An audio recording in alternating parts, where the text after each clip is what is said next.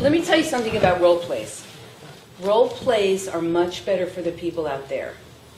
It's hell for this one, right? I do not know the right thing. Just so you know, I shoot from the hip. Have you noticed? I don't have a particular technique for the way that I work. I work individually. What will work for him may not work for you, right? But I'm working with him. But you're going to get to see a meeting where we're just going to, and you're going to learn a lot from this, right? Your job, give me his personality. Daniel. Laid back, but obviously intense. Perfect.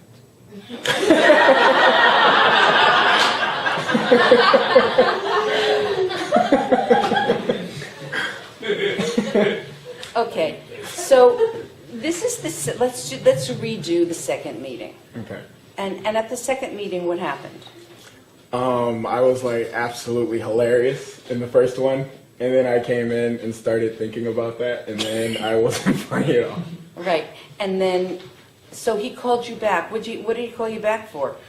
What do you get a call back with an agent for? I was, a buddy of mine's had been building me up to him for a while, and then Daniel ended up asking my buddy. He said, so is this kid going to come in and see me or what? And I didn't know any of this, by the way. My friend never bothered to tell me he had been building me up all this time, otherwise I would have said a long time ago, what the hell?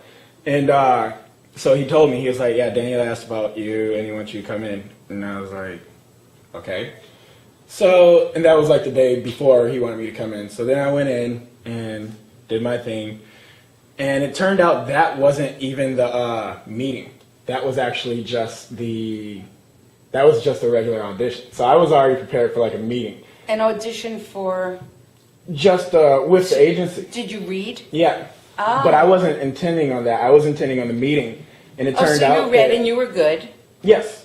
And so what's the second meeting about? Well, that wasn't the first meeting. That was actually just a reading. That got me called in for a meeting. So he had you come back yes. to talk about... And I thought the reading was actually shitty. I thought it was shit. It was shit, in my opinion. And then, but he called me back anyways. And the first meeting was just like hilarious because I came in and I did my I get the whole thing. Yeah. I get the whole thing. And then the second time, I was just shit. I get the whole thing. I get the shit part. Good. Okay. That's important to me. But let me tell you what happened the first time. This is really great. Because he was blindsided the first time. He didn't know he was going to read. So he got free. And he thinks he was shit. But he was not. He had an element of freedom in what he was doing, right?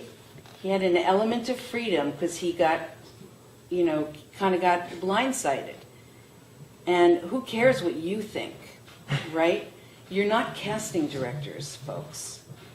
You're not. You're actors. So he wouldn't have brought you back if he didn't see something like money, right? Right. They don't do favors for people anymore in this town, right? So he got you back, and let's just do a meeting, and don't do it badly, but just let me see what it would look like. So this is like the meeting with Daniel Hoff, right? The second one. Yeah. Okay. Okay. And I'm going to stop you 1,000 times, okay? And those of you who take notes, this would be a good time to do that because you're going to want to remember this. Okay. And let's just say you walked in. Why don't you get up over there? I'm going to walk you in. Okay, I'm going to walk you in. Okay, Daniel, this is Michael again. Yeah. Okay. I love that moment, right? Can we talk about, so when there's a role play going on, I'm going to teach you everything I know. So I'm going to stop you 1,000 times. You didn't do anything wrong. Let's talk about this shaking hands thing, okay? I'm just going to give you some facts. You're not bad if you shake someone's hand. You're not bad if you don't. But here is my personal feeling about it. If someone is sitting like this, you got to be present. You got to wake up. If someone is sitting like this and they don't move when you get in, they do not want to shake your hand. You understand? This is what it could look like if you don't listen to me. Hi. How you doing?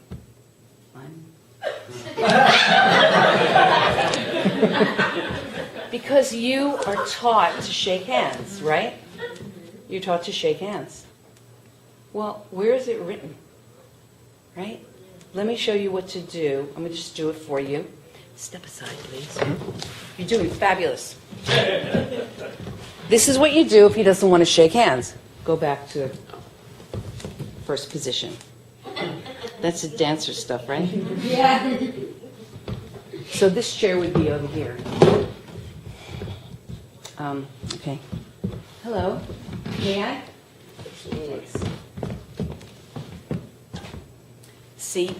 Okay, come sit down. Now tell me what you saw from that little, from what I just did. Tell me what you saw that works. Well, the observations I'm making, only because he's not shaking hands, is he's automatically defensive at this point. We're not worried about him. I'm just saying, you No, know. we're not concentrating on him. We're concentrating on the client. You even got the energy, balance it, Right. give yourself equal power. Correct. Equal power. Well, I was going to say you welcomed yourself because he wasn't helpful, but it took you a matter of seconds to figure that out. Right. The energy of between you two. Camille? He took control of the room. Very subtly, right? It's very subtly. What else? Well, took control of the room by asking for permission to sit down. Right. So you gave him the power to control the meeting. Right. Very smoothly does this happen. Because the last thing you want is that awkward, uncomfortable moment because they're being disrespectful. This side of the room is allowed to be disrespectful. You're not. Do you understand? You're not allowed to be disrespectful. You don't get abused, but you don't be disrespectful. There's two things you can't do in show business. There's only two rules. Don't kill anybody, and don't be a jerk. Right? You're going to meet a lot of jerks in this town. And just don't gossip about it. Make a mental note. Oi. That's your mental note. Oi. Your Jewish mental note. And then also, I mean, just because of the way he's sitting, when you come in the room, there's so much going on his side. I mean, he might have had a bad day and it has nothing to do with you. But if you read into it and be awkward all of a sudden, then... Yeah. And that happens when you're when you're going to have a meeting with someone, you've got feelings about it. And if you don't, you're dead. You should have something. You should have something going on. I remember I led a workshop once in my life, and I wasn't nervous and I wasn't scared. It was the worst night of my life. I don't even know what happened to me. I was telling stories I didn't have an end to. I went mental. Forgot my own tools. Any more questions? Okay. All right, great. Let's see what happens. What we're going to do is, I'm going to change it up now. Do you have an agent now? No. Okay. Let's make you be just an agent. Like someone referred you to this guy, and now you're having a meeting with him. Okay? All right. So he looked at your picture and said, yes, I'd like to see you. All right? And now you're going to have a meeting. Okay? So go out. I'm going to pretend I'm walking. Come on in. This is Michael. Hey, how you doing? Nice to meet you. Can I sit? Absolutely. Good. What's up? Am I supposed to pay you? Yeah. Do you want to do this part? That's fine. Yeah, I just didn't know how far you want me to go. I want to go. I want you to go far. Go far. I've looked over your stuff and everything looks really great. That's why I called you in here today. I want to talk to you about possible business opportunities. I was given nothing. No, I'm sorry. This is the dream meeting. I want the nightmare meeting. With the nightmare meeting? No, but that was, oh my God, you were so cute. I don't know what to do. Okay. I looked over your stuff. You suck. I don't know why you're in here.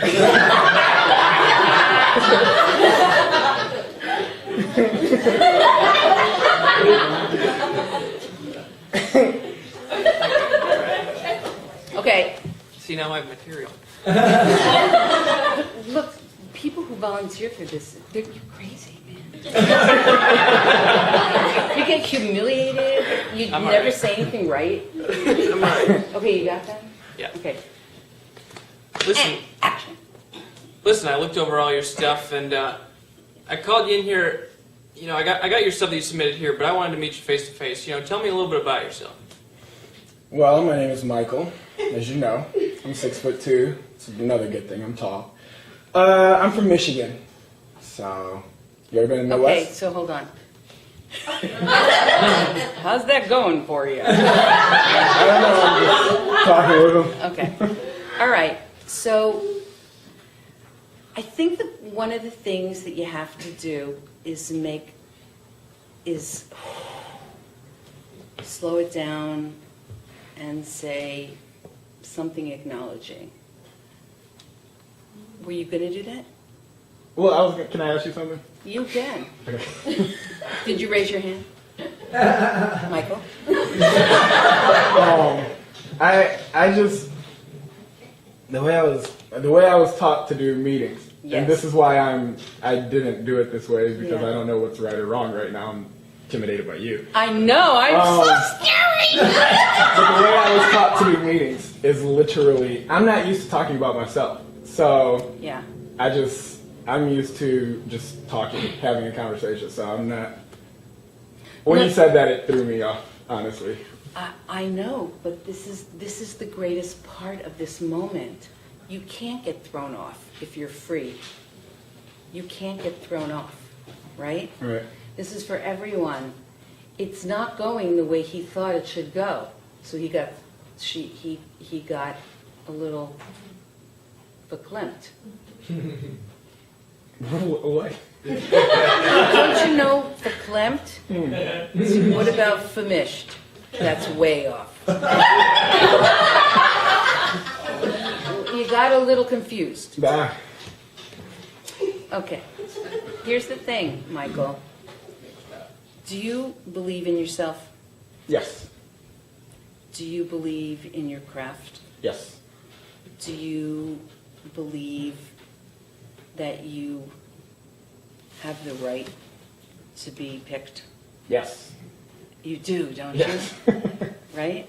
And so when you get intimidated by somebody else, it's foolish. Because this person can't ever be you. These people can't ever do what you can do. Even if you have nothing on your resume, no one's as good as you, right? And people, they're just asking, people just ask a question and other people go, crazy. That's not the question I was trained you were going to ask me, right? Just wing it. Wing it, right? So play with the guy. I don't mean play with the guy. Have some play. Have some... That's what I was trying to say. That's how I was taught, is to, like, not talk about myself. but to just Just- play, just right? have fun. Well, he said, tell me a little bit about yourself. And Which you- made me nervous because I was like, I don't know how to Well- talk about myself. Well, I didn't tell you to. I said, don't answer that question. What you do is, say, ask me. So tell me a little bit about yourself. Well, first I want to thank you for bringing me in. I've heard about your agency. I'm really excited to be here. We're excited to have you. Thanks. Have you see what I'm doing? Yeah. I never really go down those roads. And if he asked you he's asking you this question right now. How do you really feel? Tell me a little bit about yourself. I feel good. I feel excited. So that's honest, right? Yeah. Right? You tell me a little bit about yourself doesn't really mean what's on your resume. Or it could. It could mean what you're passionate about. It could mean anything like that. I love what I do. Right? When people ask me what I do, oh my God, such a hard question for me to answer. And I learned to say this sentence, I help people. That's it. It's not fancier. Because I'm a life coach, I'm a career coach, I'm a self-help junkie. Right? So why don't you have an authentic conversation? He looked at your picture, he saw your stuff, he looked at your resume, he knows what you do. He's saying, tell me, do I want to work with you? See, people, when they're asking that question, I don't know if it's really the content that they want. They want to know, is this guy going to be hard to work with? Is this guy going to be trouble?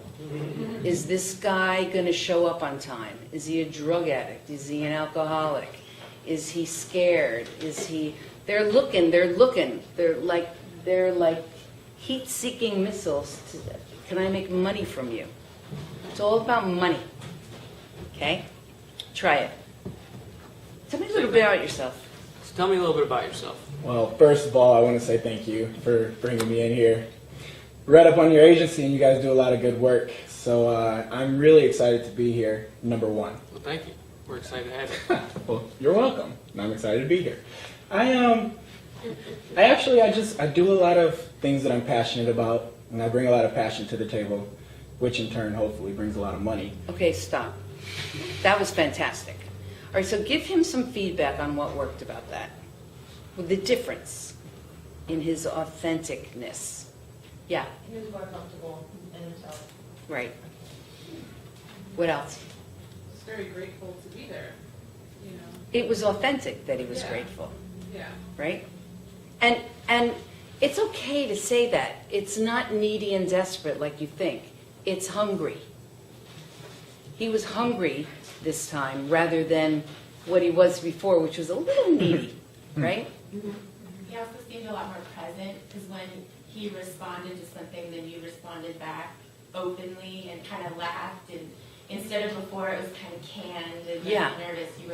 You were more connected, like you had Right. said. He also sold himself well in terms of, he explained he's passionate about what he does, but he also mixed it with the business side, saying he likes him money because he's exactly what an agent or a manager wants to hear, like that someone's passionate, but they're also business savvy.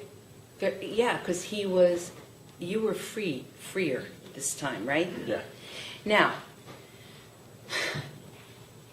the next time you have a meeting, Michael, before you walk in the room, you do the alien. That's what the alien is for. Because when you get out of the car, it could start, uh-oh. Right. That was good. But this is what the tools are for that second before you go in. You can even do it in the middle of a meeting. You can, in the middle of an acting piece. Anybody know Steve Kazee? He's on Broadway. He was in his grad school final thing, and he was doing a Shakespearean monologue. And there were like 4 teachers there, and he started, and they stopped him, and they said this to him: "Steve, stop acting." And he went berserk in his head, right? And he remembered, he didn't remember the alien, he remembered my face or something. And it brought him back. And then he started again, and, you know, better than ever. But, you know, and you know, you can, there are days when things happen that you can't help. It's an all wrong day, and you just got to wash it off, because it happens to everybody. Everybody. Everybody forgets lines. Everybody screws up. Everybody. But you got to move on. Okay? You did a great job, and you were extraordinary.